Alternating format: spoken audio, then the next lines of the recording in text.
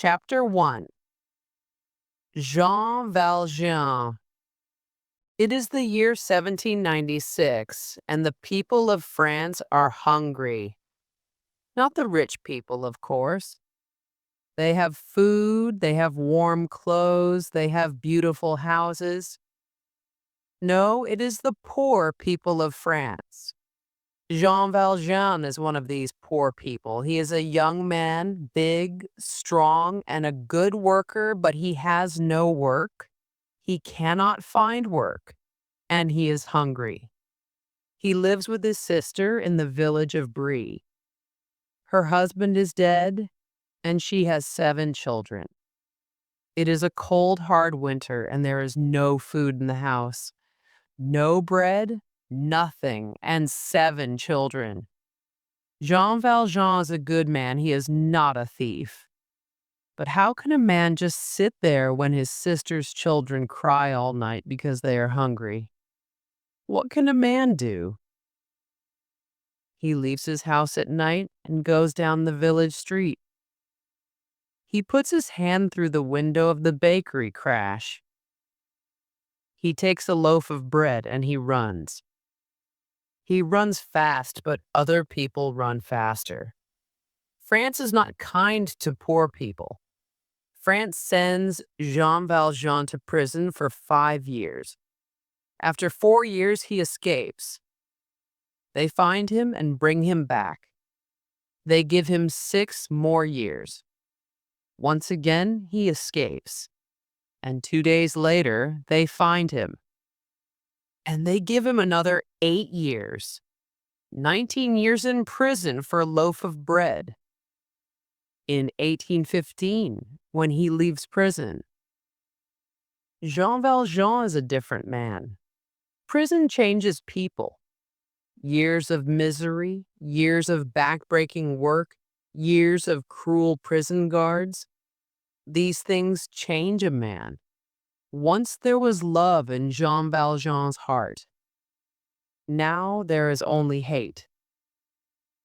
One evening in October in the year 1815, there was a knock on the door of the Bishop of Digna's house. "Come in," said the bishop. The bishop was a kind man. Everyone in the town of Digna knew that. Poor people, hungry people, miserable people. They all came to the door of the bishop's house. The bishop's sister looked at the man at the door that night, and she was afraid. "Look at him," she whispered to the bishop. "He is a big man and a dangerous one. He carries a yellow card, so he was once a prisoner, a bad man." But the bishop did not listen. "Come in, my friend," he said to the man at the door. "Come in. You must eat dinner with us and sleep in a warm bed tonight." The man stared at the bishop. "My name is Jean Valjean," he said. "I was a prisoner in Toulon for 19 years. Here's my yellow card, see? People everywhere shut their doors in my face, but not you. Why not?" "Because, my friend, in the eyes of God, you are my brother," said the bishop, smiling. "So come in and sit by our fire." The bishop turned to his sister. "Now, sister, our friend Jean Valjean needs a good dinner. Bring out the silver dinner plates. It's a special night tonight." "Not the silver plates?" whispered the bishop's sister. Her eyes went quickly to Jean Valjean, then back to the bishop's face. "Yes, the silver plates," said the bishop. "And the silver candlesticks, too. The church has these beautiful things, but they are for our visitors. And our visitor tonight must have only the best." And so Jean Valjean sat down with the bishop and his sister and ate from silver plates. He ate hungrily. It was his first good meal for weeks. "You're a good man," he said to the bishop. perhaps the only good man in France. But Valjean could not take his eyes away from the silver plates. After the meal, the bishop's sister put the silver plates away, and Valjean's eyes watched. He saw the place and he remembered it. In the night, in his warm bed in the bishop's house, he thought about the plates. They were big, heavy, so much silver in them. I can sell those plates, he thought. For just one of them, I can eat well for months. 19 years in prison is a long time, and 19 hard years change a man. By morning, Valjean was a long way from the bishop's house. But how do you carry big silver plates? How do you hide them? People in Digne began to whisper. Did you see him? That big man carrying 6 silver plates? Where did he get them from, eh? Those plates came from the church. A man like that doesn't have silver plates. No, and he carries a yellow card, did you see? So he was a prisoner once. He's a thief. He stole those plates. The police heard the whispers. They went after Jean Valjean, found him, and took him back to the bishop's house in the afternoon. But there they had a surprise. My dear friend, the bishop said to Jean Valjean, I'm so pleased to see you. You forgot the candlesticks. I gave you the silver plates and the candlesticks, you remember? But you forgot to take the candlesticks when you left? But this man is a thief, said one of the policemen. No, no, of course not, said the bishop, smiling. I gave the silver to Monsieur Valjean. You mean he can go? He is free? Said the policeman. Of course, the bishop said. All this time Jean Valjean stared at the bishop and said not one word. The policeman went away, and the bishop of Digne went into his house and came out again with the 2 silver candlesticks. They were tall and heavy and beautiful. The bishop put the candlesticks into Jean Valjean's hands. Jean Valjean, my brother, he said, you must leave your bad life behind you. This is God's silver, and I am giving it to you. With it you can begin a new good life. I am buying your soul for God. Jean Valjean left the town of Digne with his silver plates and his silver candlesticks. Suddenly he was a rich man, but he did not understand why.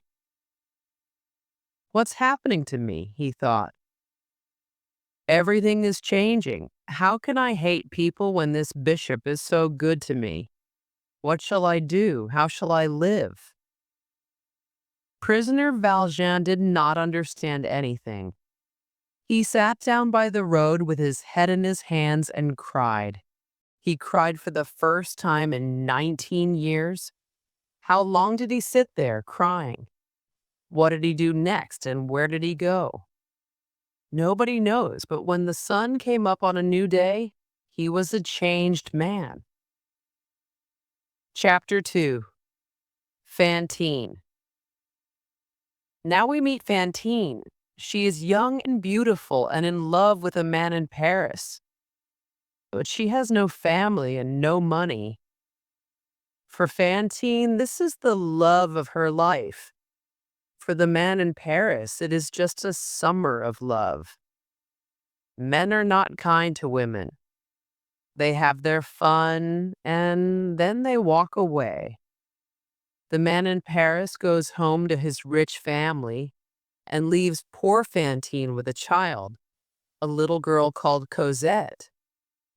Fantine must find work, but how? Fantine has a child, but no husband. And a woman without a husband is nothing. Worse than nothing. People are not kind to a woman with a child but no husband. They turn their faces away, they close their doors, they say, "There's no work here for a woman like you." Fantine loves her daughter dearly, but what can she do?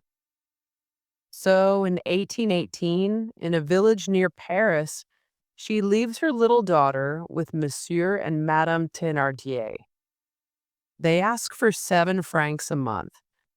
Fantine pays the money, holds her daughter in her arms for the last time, and leaves. She takes the road for her hometown of Montreuil, and tears are running down her face. There is misery in her heart. Poor Fantine, poor Cosette. In Montreuil, Fantine finds work in a factory. This is the factory of Monsieur Madeleine, an important man in the town and very rich. Everybody likes him because he is a good man. He is kind to his workers. He helps people. And his factory gives many jobs to the townspeople. But who is he, this Monsieur Madeleine? Where did he come from? He arrived in Montreuil at the end of 1815, but nobody knows his family or anything about him. Fantine sent money every month to the Thénardier. They were not good people, and they used the money for their own daughters. Poor little Cosette was a hungry, dirty, unloved child. She worked all day. She cleaned the house. She carried water. She washed the clothes. But Fantine knew nothing of this, and she worked long hours to make money for Cosette. The next year, the Thénardiers asked for 12 francs a month. The year after that, they wanted 15 francs. Then Fantine lost her job at the factory because the women did not like her. She has a child in a village somewhere near Paris. Yes, and where's her husband? She doesn't have one? We don't want that kind of woman here. She must go. Fantine found work making shirts. It was hard work for little money. She was often ill with a small dry cough. The Thénardiers wrote again, "Your daughter needs a warm dress for winter. Send 10 francs at once." Fantine did not have 10 francs. She thought long and hard and went to the barber in the town. She took off her hat, and her golden hair fell down her back. "That's beautiful hair," said the barber. "What can you give me for it?" 10 francs. Then cut it off. She sent the money to the Thénardier. My daughter's not cold now, she thought. She's wearing my hair. Soon another letter came from the Thénardier. Send 100 francs, or Cosette must leave our house. 100 francs? How can a poor woman get that kind of money? There was only one way. One cold winter evening, outside a restaurant in the center of Montreuil, a woman walked up and down. There was snow on the ground, but the woman wore an evening dress with flowers in her hair. Some young men came out of the restaurant, saw her, and began to call her bad names. They laughed and shouted, but the woman did not look at them. Then one young man took some snow and put it down the back of the woman's dress. The woman was Fantine. She gave a cry, turned, and hit the young man's face with her hands. People came to watch, laughing. A tall policeman arrived, took the woman by the arm, and pulled her away. "Come with me, Henri," he said. This policeman was Inspector Javert. He was new to Montreuil, and he was a hard man. To him, the law was the only important thing in life, and he hated criminals. The law in France at that time was not kind to women like Fantine. Javert took Fantine to the office of police. "You hit a man in the street, and that's a crime," he told her. "You're getting 6 months." 6 months in prison? Fantine cried. "No, I'm not a bad woman, monsieur, please.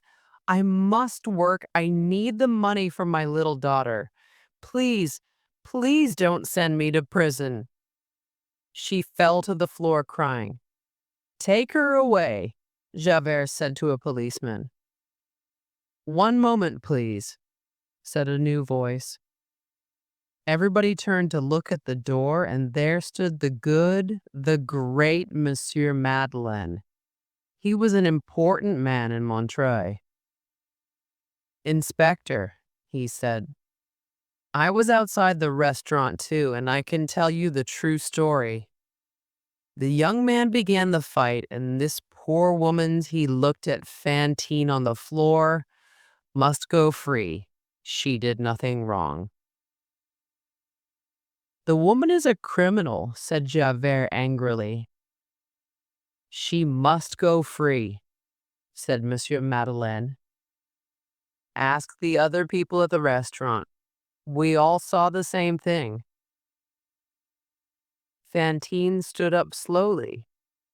She began to cough, a hard, dry noise. Monsieur Madeleine took her arm gently.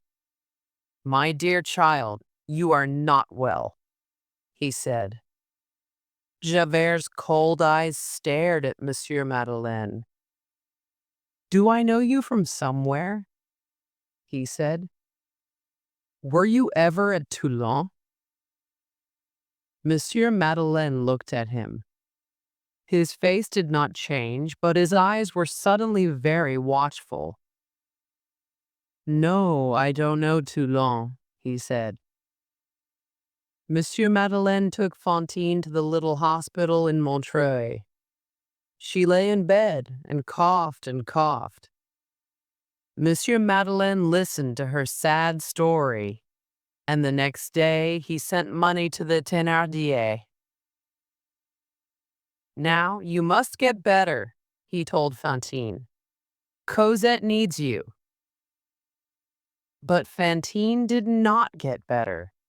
She was now very ill, and 5 days later the doctor spoke to Monsieur Madeleine. "Does she have a child, this poor woman?" he said. "Yes, a small daughter." "You must bring the child here soon." Monsieur Madeleine went to sit by Fantine's bed. Monsieur Madeleine cough. "You're so want to see my daughter one last time. Please can you cough kind to me?" "I cough. Bring Cosette to me?" "Please, monsieur." Monsieur Madeleine took her hand. "Of course I can," he said gently. And then the door of the room suddenly opened behind him, and Fantine cried out, "No, no!" Monsieur Madeleine looked round quickly. Inspector Javert came into the room with 4 policemen. "Jean Valjean, prisoner at Toulon. I am arresting you," Javert said. "After you left the prison, you stole money from a child in Toulon. You are still a thief, and now you must go to prison for life." Fantine sat up in bed. "No!" she cried. "Cosette!" Monsieur Madeleine stood up slowly. "Inspector, give me 3 days," he said. He was a big man, much bigger than Javert. 3 days, to bring this poor woman's child to her before she dies. Then you can take me." Javert laughed loudly. 3 days! You're going to run away!" Behind the 2 men, Fantine cried out, Monsieur Madeleine, please take care of Cosette. Oh, please. Javert turned to her. Be quiet, woman. There's no Monsieur Madeleine here. This man is a criminal called Jean Valjean, and he's going to prison. Fantine stared at Javert and tried to speak, but she could not. She fell back in the bed and lay still. She was dead. The people of Montreuil talked about that day for a long time, the death of the woman Fantine, the arrest of Monsieur Madeleine. Javert put Monsieur Madeleine in a locked room in the police office. But in the night, he broke down the door and escaped. Where did he go? Did he go to his house in the town? His old servant said no. She saw nobody and heard nothing, she said. She loved Monsieur Madeleine very much. So where did Monsieur Madeleine go? Nobody in Montreuil saw him again. One thing was certain. In Monsieur Madeleine's house, there were 2 beautiful old silver candlesticks. The next day, they were gone. Chapter 3.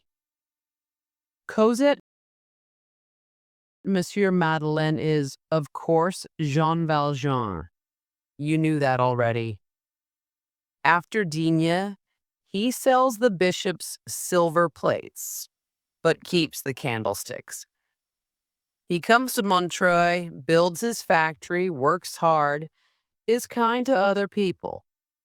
He makes a new good life and is true to the Bishop of Digne. But after Valjean left prison in Toulon, and before he came to Digne, he was hungry. And in a street in Toulon, he stole some money from a boy. Just 1 franc to buy bread. Because he did this, the law in France says that prisoner Valjean must go back to prison and stay there for life. He can never be a free man again. And so we meet Javert. Before Montreuil, he was a prison guard at Toulon. The law is his god, and he hates all criminals. He remembers Jean Valjean, that big, strong man, very well. He wants to see him in prison again. And he, Inspector Javert, is going to put him there. Jean Valjean remembers Javert now. He remembers the cold eyes, the hard voice, the cruel prison guard's smile. He remembers and is afraid. He knows that Javert is his enemy for life. But he remembers Fantine, too. He remembers her dying words. Please take care of Cosette, please. How can he leave this little girl without a mother, without a friend in the world? He must find her Javert or no Javert. Monsieur and Madame Thénardier lived in a village called Montfermeil near Paris.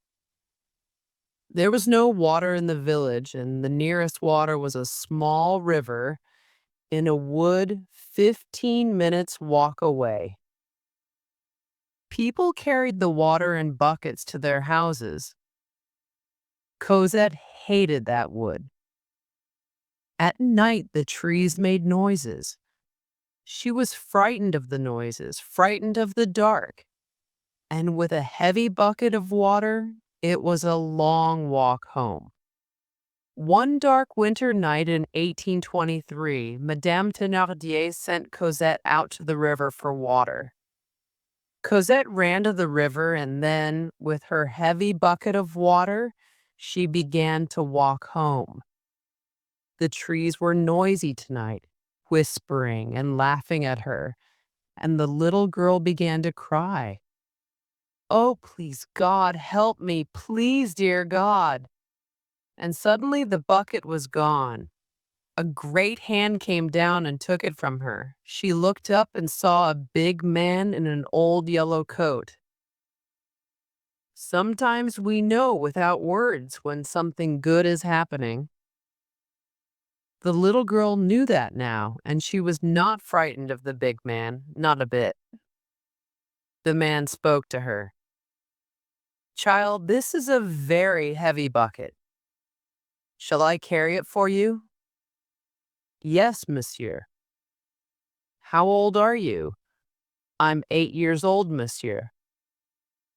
"Where is your mother?" "I don't know," said the child. "I haven't got a mother." "What's your name?" "Cosette." The big man stopped. He put the bucket down and looked into Cosette's face. "Why are you carrying a heavy bucket of water at this time of night?" "Who sent you?" "Madame Thénardier." "I would like to talk to this Madame Thénardier. Shall we go and see her?" "Yes, monsieur." Cosette was not afraid of the tree noises now. This big man with his gentle voice was a new and wonderful thing in her life. They walked to the Thénardier's house. "Please, monsieur, can I carry the bucket now?" "But why? I can't ask people for help, madame says." "She hits me when I do that," Cosette said. "She hits me all the time." He gave her the bucket. The Thénardiers were very surprised to see Cosette's new friend, this big man in the old yellow coat. Inside the house, the big man looked at Cosette. He saw her thin clothes, her dirty hair, her big frightened eyes. She was small for her 8 years. Her hands were red from kitchen work, and she had no shoes. "Why does this child have no shoes on her feet on this cold winter night?" he said to Madame Thénardier. Madame Thénardier looked at Cosette angrily. "Go into the kitchen, Cosette. There is work to do. Go." "And who are you?" Monsieur Thénardier said. "I am here for Fantine, the child's mother. You," said the big man. "You don't need to know my name. Fantine is dead, so you can get no more money from her. Here, he put some money on the table as 1,500 francs. Now call the child. I'm taking her away." When Jean Valjean and Cosette left Montfermeil, Cosette did not look back. She never wanted to see Madame Thénardier again. She put her cold little hand into Valjean's great hand and looked up into his face. "Monsieur," she said, "can I call you father?" Valjean looked down at her big round eyes. "Yes," he said. He did not know love. He did not understand love, but in that moment, suddenly he felt a father's love for this small child. "Yes," he said again. "Yes, you can call me father. It's a good name." Hand in hand, they walked away on the road to Paris. In Paris, Cosette learnt to laugh and to sing like a bird and to be happy. Jean Valjean learnt to be father and mother to this child, and he loved her dearly. But they lived quietly, moved house often, and only went out at night, because Javert, too, was in Paris. When Valjean escaped from Montreuil, Javert came to Paris to look for him. He was now an important inspector in the Paris police. Every criminal in Paris was afraid of Inspector Javert. Once Valjean saw Javert by the river, and the next day he looked for a new place to live. He found one behind the high walls of a girls' school. The school gave Valjean a job as a gardener, and he lived in a little house in the big gardens. Cosette lived in the school, but every day she came to the gardener's little house for 1 hour. They talked and they sang and they read books. It was the happiest hour in the day for her and for Jean Valjean. And so the years passed. Chapter 4. Marius. 9 years pass. Valjean and Cosette are living in the Rue Plumet in Paris, in a house with a big garden. It is a quiet street and nobody comes there. This pleases Valjean because he is still afraid of Inspector Javert. Cosette is now a young woman. She is tall with golden brown hair. She is beautiful, but there are many beautiful faces in the world. The wonderful thing about Cosette's face is her smile, a slow, warm, gentle smile, like sunlight after rain. And now we must meet Marius and his young friend Gavroche. Marius is a student, a young man with many ideas but no money. Paris is full of young men like this. Marius has a grandfather. His father is dead, but he does not talk to him. Their political ideas are very different. At 17, he leaves home with 30 francs, his watch, and a small bag of clothes.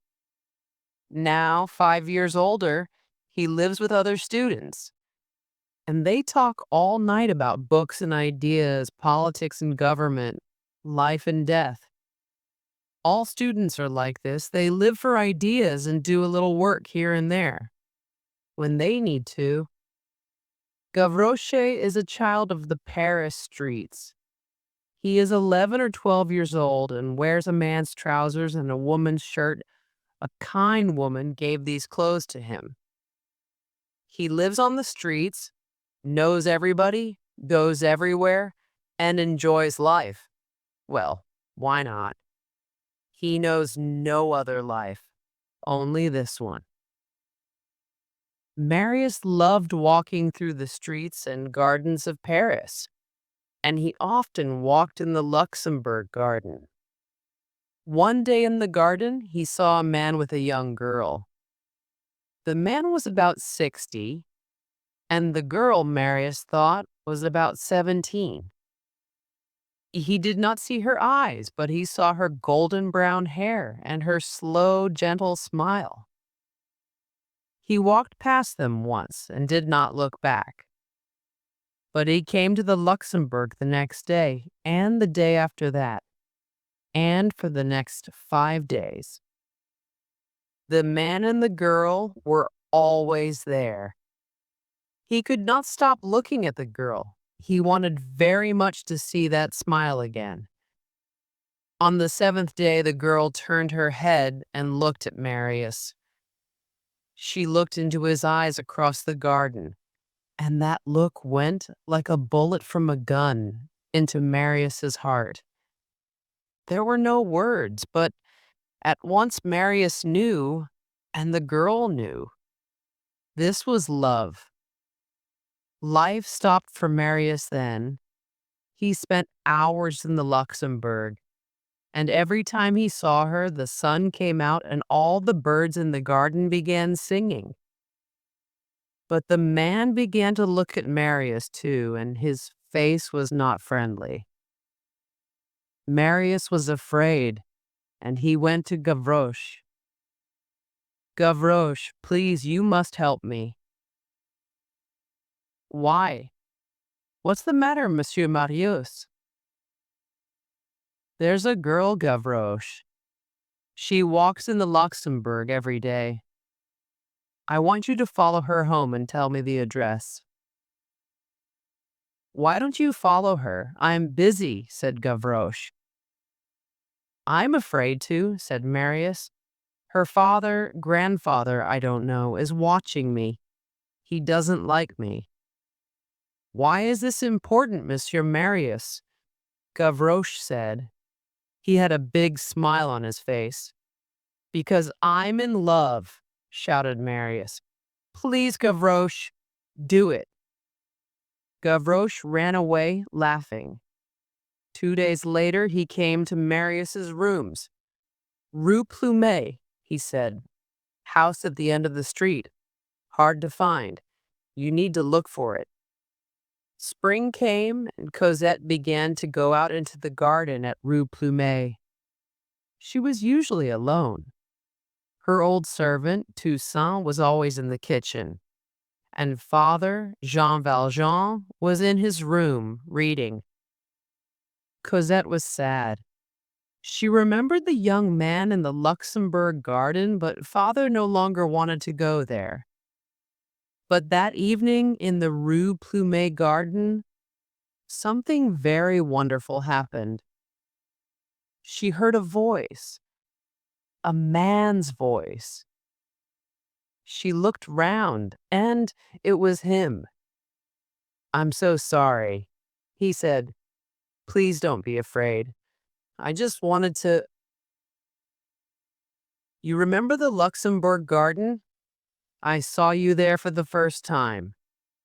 I can't forget you. Day and night I think about you. Please don't be afraid. You see, I love you. It just happened to me. I can't stop it. Don't be afraid. Please." Cosette listened to this wonderful river of words and then held out her hand to him. He took her hand, and she pulled it to her and put it against her heart. "Then you love me?" he said. "Of course. You know that." "A kiss." No words. They did not need words. Later, words came. The story of his life, the story of her life, everything. Between lovers, everything is interesting. When they were done with words, Cosette put her head on Marius's shoulder and asked, "What is your name?" "My name is Marius." "And yours?" "Cosette." Every evening they met secretly in the garden at Rue Plumet. A kiss, a gentle laugh, whispered words of love. It was the spring and summer of their young lives. But around them, outside their garden, there was change. There were angry people. There were police and soldiers on the streets of Paris. And one day, Jean Valjean said to Cosette, "My dearest child, we live in dangerous times. We must leave France and go to England." Cosette looked at him with frightened eyes. "Must we go, father?" she said. Valjean watched her face. "We must," he said. "Get ready to leave very soon."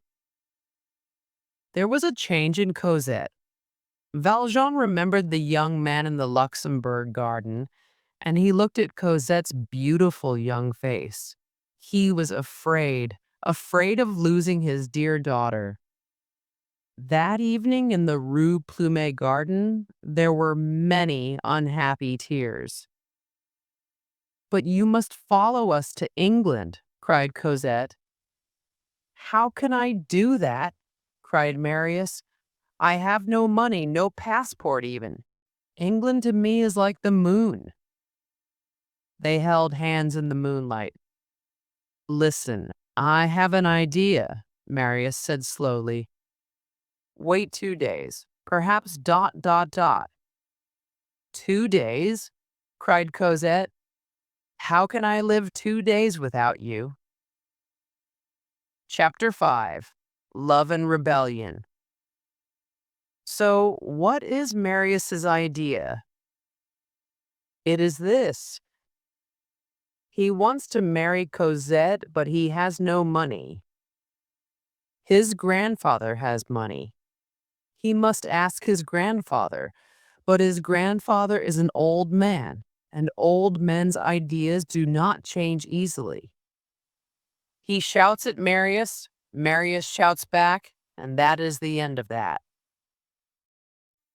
The next evening, he goes as usual to the Rue Plumet.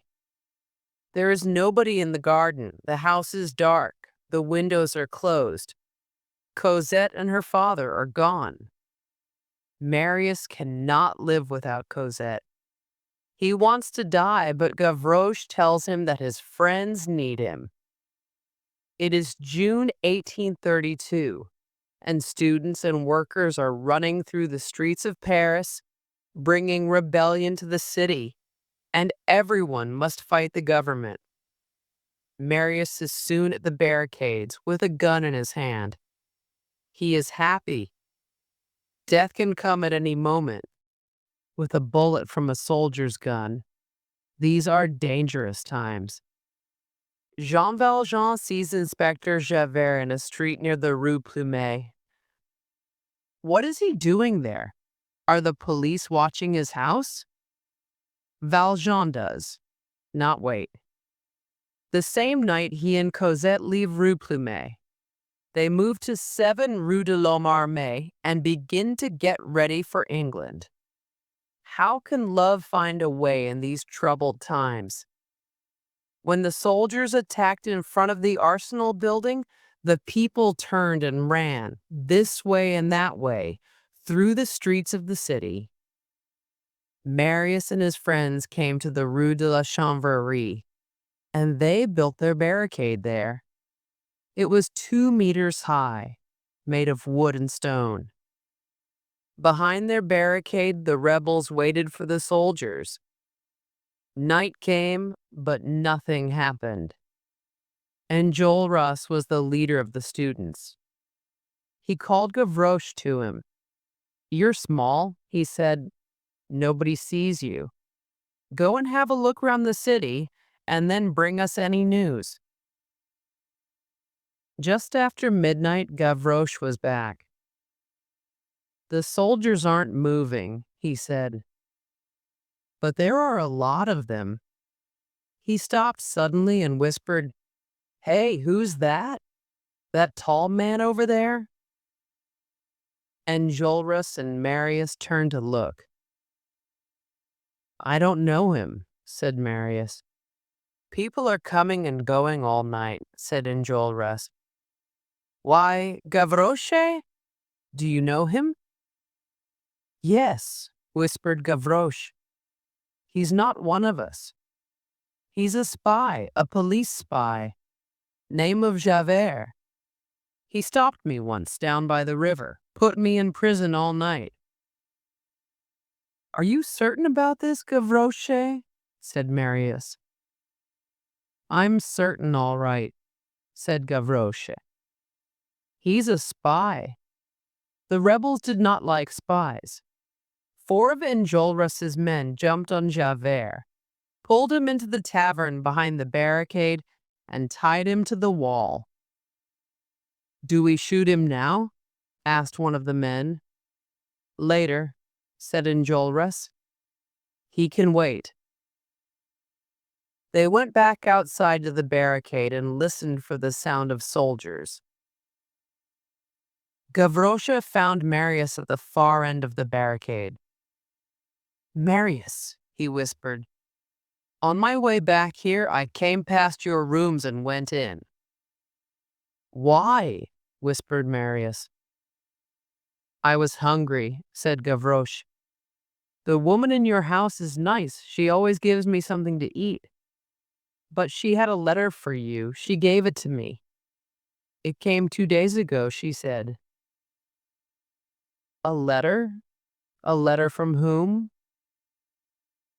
Suddenly there was hope in Marius's heart. "Quick, give it to me." The letter was from Cosette. "My dearest, father says we must leave at once. We go tonight to 7 Rue de l'Homme Armé and soon to England. Oh, my dear, how can I live without you?" Cosette Marius read this letter 4 times and then kissed it. She still loved him. He must write back to her and say his last goodbye. There was still no sound of soldiers in the street. He found some paper and a pencil. Cosette, dearest, I came to the Rue Plumet, but you were gone already. We cannot marry. I went to my grandfather, and he said no. I have no money, and you have no money. I love you. I can never forget you. The fighting begins here very soon. When I am dead, don't be sad. Our love was beautiful. Marius. He called to Gavroche. I want you to take this letter to the Rue de l'Homme Armé. Can you do that for me? Yes, but not now, said Gavroche. I'm staying here for the fighting. I can shoot too, you know. Gavroche, you're just a boy. We don't want you to die in the fighting. Stay away from the shooting, and this letter is very important to me. It must go now. I want you to put it into Cosette's hands, please, Gavroche. Oh, very well, said Gavroche. He took the letter, put it inside his shirt, and ran off into the dark. When Valjean and Cosette left the house in Rue Plumet, Cosette was very sad. Valjean saw this, but he said nothing. In the Rue de l'Homme Armé, Cosette stayed in her bedroom. Toussaint took her meals up to her. In the night, Valjean could not sleep. The city was quiet, but for how long? He went outside the house and stood in the street listening. There were voices in the next street, and then he heard singing, a boy singing. Gavroche came up the street looking at the house numbers. He saw Valjean and stopped. Well, young man, what's the news? Said Valjean. The news is that I'm hungry, said Gavroche. Valjean put his hand in his pocket and found a 5-franc piece. Gavroche stared at it. He didn't see many 5-franc pieces, and he was very pleased to see this one. He put it in his pocket. You're all right, he said. Do you live in this street? Do you know number 7? What do you want with number 7? Said Valjean. Letter for someone, said Gavroche. A woman. Valjean stared at him. He felt cold. A woman. Cosette? He remembered at once the young man in the Luxembourg. He tried to smile. Ah, that's the letter for Cosette, he said. I'm waiting for it. Yes, that's her. Well, here you are, said Gavroche. It comes from the barricade in the Rue de la Chanvrerie.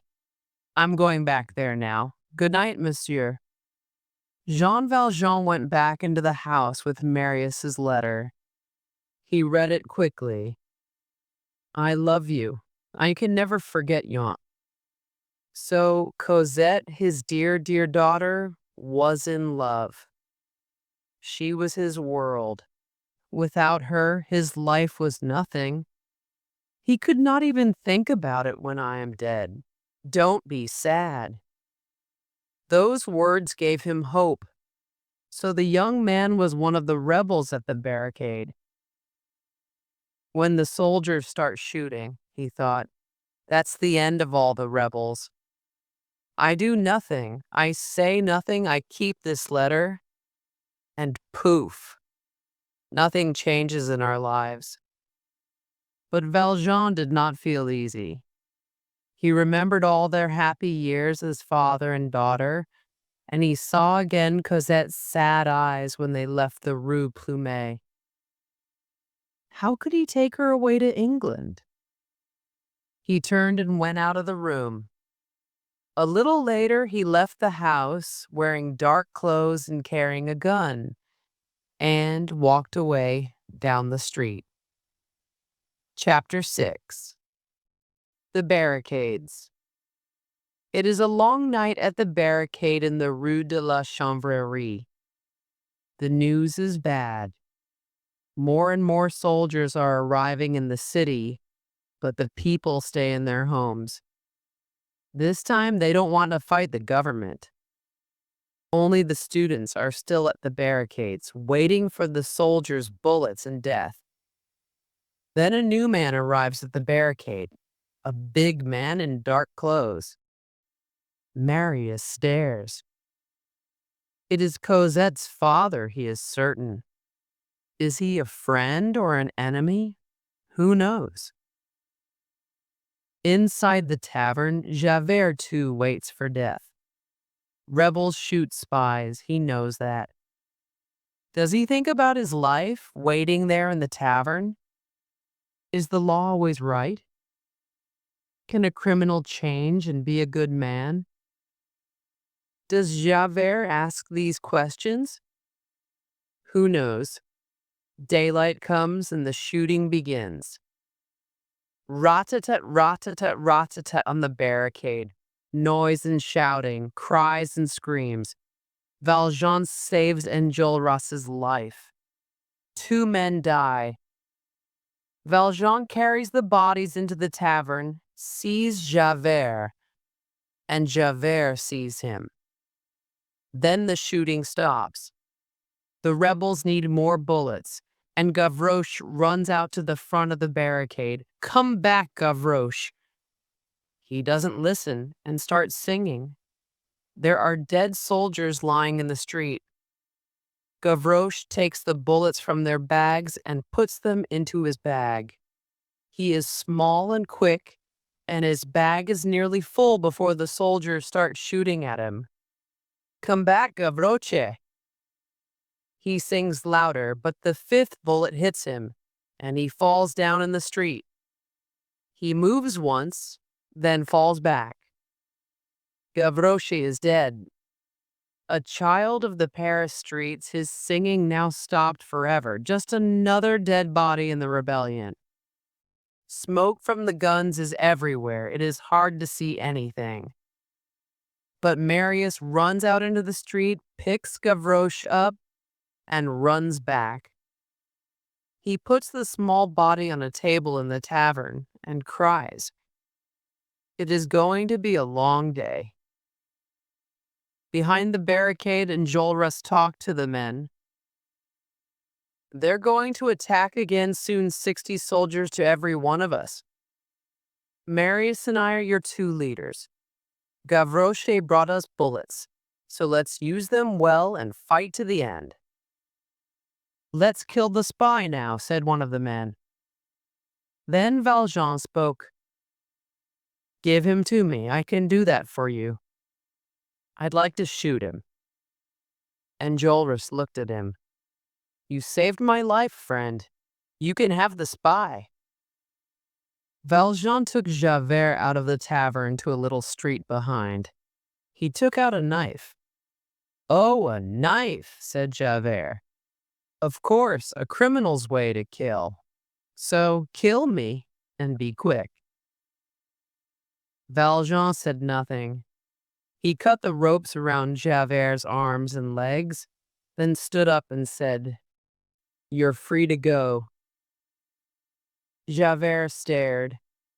He could not understand this. I live in the Rue de l'Homme Armé, Valjean said. The next time we meet, you can arrest me. Now go. Javert turned and walked away. Valjean fired his gun into the air, then went back to the barricade. It's done, he told Enjolras. Now the second attack began. The government had more men, more guns, more bullets, and one by one, the students began to die. Marius was on top of the barricade. He was one of the last men still alive, but then 2 bullets hit him, and he fell. 2 great hands at once picked him up. Cosette, whispered Marius, and then he went into that dark night. Jean Valjean knew Paris well, knew its little back streets, its secret places. He used them now. With the dead or dying Marius in his arms, He ran through the back streets, watching at every corner. Night came, and the sky was full of the smoke from the guns. Valjean stopped to rest. In Marius's pocket, he found a piece of paper.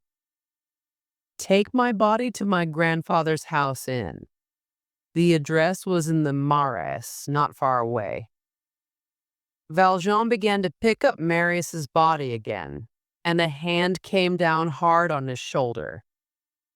Valjean turned. Javert stood behind him. "What are you doing here?" he said. "Who is this man?" Valjean stood up. "Inspector Javert," he said. "I told you, I'm tired of running and hiding. You can arrest me, put me back in prison. I ask just one thing. Help me to take this young man home. That is all." "He's dead," said Javert. "No, not yet. He lives in the Marais with his grandfather. Look." He showed Javert the piece of paper. Javert read the address, then called to a carriage along the street. They put Marius's body on the back seat and sat side by side on the front seat. At the house of Marius's grandfather, a servant opened the door. She gave a little scream when she saw Marius in Valjean's arms.